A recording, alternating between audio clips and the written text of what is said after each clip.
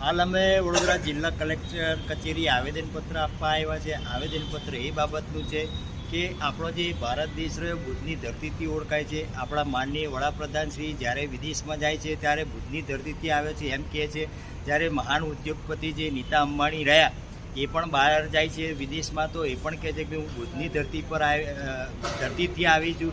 તો એમ કહેવાય કે ભાઈ ભારત દેશ રહે બુદ્ધની ધરતીથી ઓળખાય છે ને વિશ્વ વંદનીય છે। વિશ્વ ગુરુ તરીકે જો ખ્યાતિ મળી હોય તો બુદ્ધના ધરતી તરીકે જ મળી છે। અને બુદ્ધ જે કંઈક રહ્યા એ વિશ્વ વંદનીય મહાન હસ્તી છે।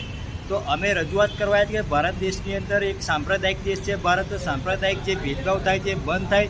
આવડા મોટા દેશની અંદર જે બુદ્ધની ધરતી ભારત કહેવાતો હોય તો બુદ્ધની જે પૂર્ણિમાની રજા અહીંયા નથી। જે બુદ્ધનો જે કંઈક ધમ્મ રહ્યો એ SC ST OBC ને ઘણા બધા લોકો માની રહ્યા છે અને વિશ્વમાં ઘણા બધા દેશો બુદ્ધના ધમ્મને પાલન કરી રહ્યા છે। તો આ જે બુદ્ધ પૂર્ણિમાની રજા રહી એ જાહેર કરવામાં આવે એ બાબતનું આવેદનપત્ર કલેક્ટરશ્રીને સ્વયંસેનિક દળના માધ્યમથી આપવા આવ્યા